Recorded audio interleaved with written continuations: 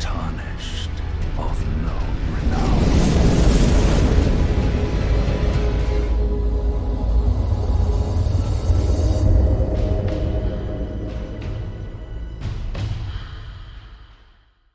What is up, YouTube? Welcome back to the channel and another Elden Ring Boss guide. Man, oh man. Holy smokes, do I need a drink after this one. My god. What a freaking battle. Man. You're gonna need some patience on this one. You're gonna need to bring your best of everything. There is a few very specific things that you will want on this battle to give you a better chance. Man, this battle is insane. Bring as much fire protection as you can. You want to have plenty of healing options too, whether it's your focus healing with incantation or HP flasks. I decided to go 12 and 1 on my flask, so it doesn't show it there, but I went ahead and gave myself 1 HP flask just for emergencies, and it came in handy. So we're gonna check this out, man. This battle is insane. You're gonna need a few specific things here on throughout this entire fight. Now, as far as the spells go, there's my stats. As far as the spells go, you're gonna need 2 Dragon Shouts specifically on this one, and then you're gonna need Rock Sling for sure here. I tried a ton of different spells on this battle. I tried a ton of different Spirit Ashes, a ton of different sorceries, incantations. I tried everything I had, so I think I've got a pretty good handle on how to take this guy out. So let's check it out here. As far as the Spirit Ashes go, you guys know I've been trying to use Omenkiller most of the time, but have been going back and forth here between Black Flame, Monk, and Omenkiller. I tried all my Spirit Ashes on this one, at least all my maxed out ones. And Omenkiller just has a better time getting in on this one. He actually stays in the fight. The fire doesn't bother him too much. He doesn't do a whole lot of damage, but he does have a double overhead tomahawk attack that will do a chunk of damage here and there, but he just seems to stay in the fight, whereas the monk just keeps getting kind of chipped away and kind of scooted away. So real important here, you're going to need Rock Sling. You're going to really need Rock Sling on this one, and then you're going to need 2 Dragon Shouts in particular. Again, I tried all my shouts here throughout the entire part of the fight here, and you're going to want 2 in particular, the Decay Breath, the Rot Breath, and then the Borealis' Mist. This one is clutch right here. It does so much damage on the first part of this fight, so you're going to want to have that as well. So we have a little bit of a journey to get here first, but let's check it out. As soon as you beat the boss before this, the Godskin Noble in the temple, that you're going to take the lift up to the balcony here, go out the window, and then you'll have to jump off the balcony on the manor, go over some lava rock pathways up and around the corner into the door. You'll find this area, go up top, go out the window that we're passing here, and then take a left here. You're gonna go down these stairs. We're gonna find this transport here. If you don't know where this is at or how to get here, check out my other boss guide on the temple with the Godskin Noble of Volcano Manor Part 1. You'll see that battle, how to get there, and then from there you just follow the pathway after you get out the balcony. Go through this area, go down to the left, open this door, and then you're just about there. Might as well grab these items, why not? You can run through this bad boy just like you can run through every other part of this game. Watch out for that chandelier though.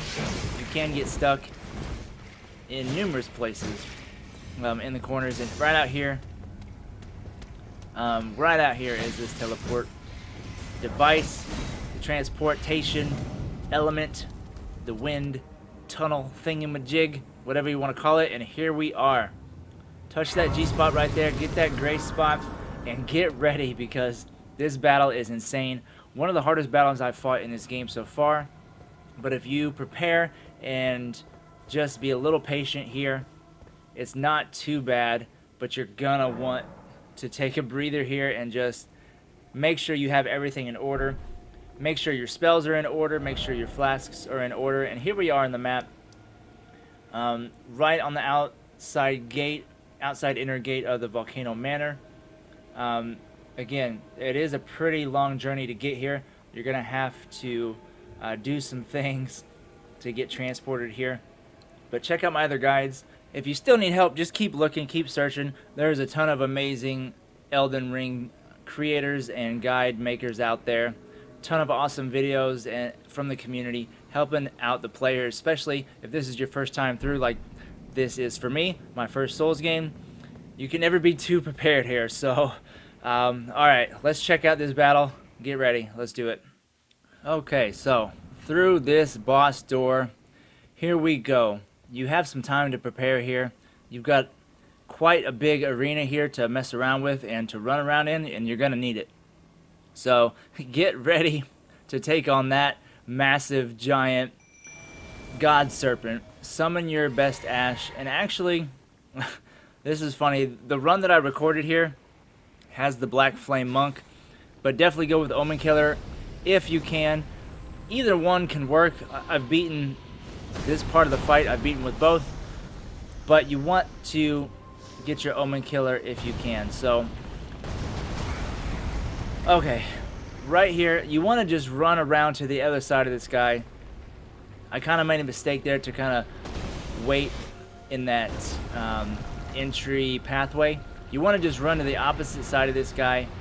He only has a handful of attack patterns, so your main idea here is to get on both sides of him. So you want to summon your Spirit Ash up front, and then you want to run, just kind of strafe around this guy until your Spirit Ash distracts him. It may take some time, so just dodge his snapping patterns there. Really what you want is for him to obviously focus on your Spirit Ash, but you want him to back away into a corner, and you want him to lunge and kind of spin around in the same spot and in a circle. So right here, when he screams like that, he's going to spin around and throw these little fireballs. That's actually like his weakest move. You want to take advantage of that time to get your spacing and get your Dragon Shout out. And the one you want to use here is the Borealis' Mist. You want to use the Freezing Dragon Breath on this part of the fight as much as you can. Just be patient here. This part of the fight is pretty easy. His attacks are very, very readable. You can really tell where they're coming from. I'm a little impatient on this run in particular, but when your Spirit Ash gets close enough to him, and Omenkiller actually stays on him, that's why I wanted to go with Omenkiller. The run that I beat this on, I used Omenkiller, and you just want him to do that. You want him to just kind of back away and just spin around in a circle and not do much, because his lunges are pretty easy to dodge. And if you get this Dragon Shout right in his grill, it will do a ton of damage. I actually wasted that shout right there. So even with some mistakes, you're going to be just fine here. As long as you keep your distance like I am, stay mid-range, and then as soon as he shouts and spins around in a circle, that's your chance to take him out. You can even stun him by doing that with that shout. But you want to just keep your distance and be patient on this first part of this fight, and get ready for a disgusting cutscene, and we will be back to finish this guy off.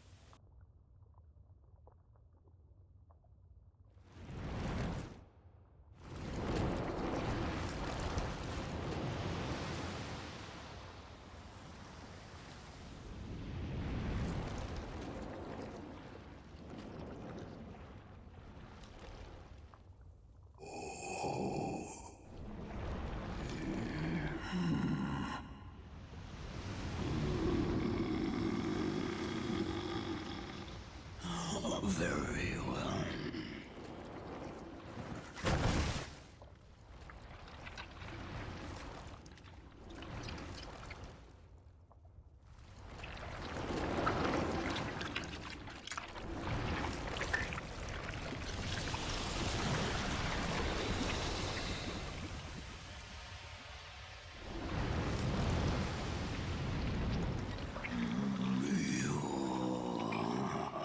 Join myself and King as remedy.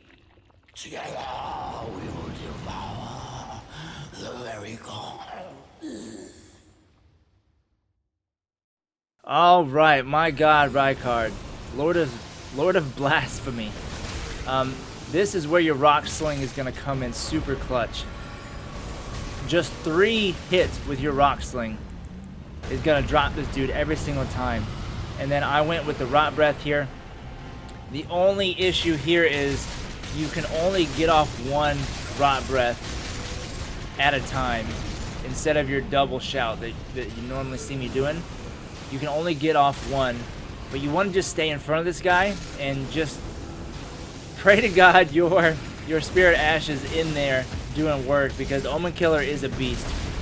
And as soon as you get this guy down, just rot him out.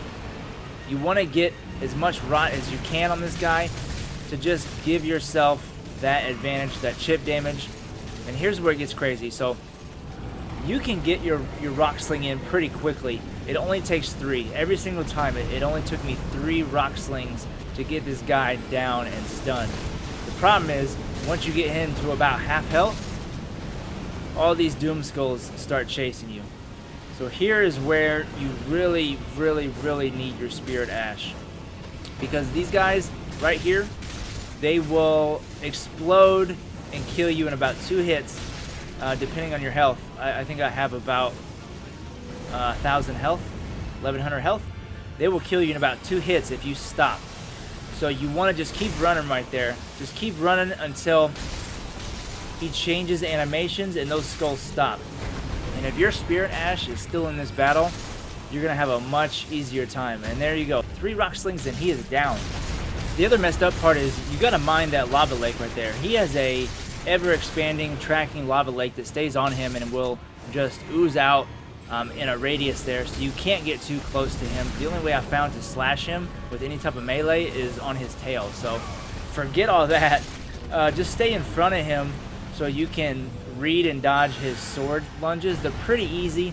Only one of them has a hesitation, really. And just Rock Sling and then dodge those sword lunges. Now here's where it gets tough, man. When your Spirit Ash goes, he's gonna corner you and switch to his snake head, and you just better pray to God that you have some space left in this arena. Try as hard as you can not to corner yourself like I did. I'm in a really bad spot here. This is why you want to have a health flask, just in case for emergencies. As a mage, you want to have a health flask handy just so you can pop it without having to do your incantation heal. Now here again, I'm just trying to get my Rock Sling out, watching his animation, hoping that he just kind of hesitates, and then right there, watch that lava lake and then get your Dragon Shout in. I had just enough time to refill my focus and get that double shout in there. And again, that Rot Breath may not do much damage right off the bat, but man, that chip damage is clutch, especially because you are going to be running around like a madman on this arena.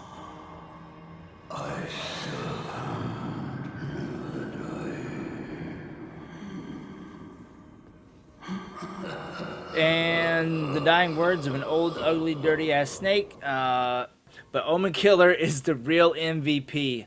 Every single time, man. Omenkiller is the real MVP. He stays on him. The fire doesn't bother him. He has tons of health. He can really, really take the attention off of you, which is what a mage desperately needs. But man, wow, what a fight. What a fight. Good luck to everyone out there trying this battle. This one took me quite a few tries. Just be patient. Just be patient. Learn his attacks, and it's not that bad of a battle. It's really just about execution. Touch that G-spot, get that gray sight, and just execute, man.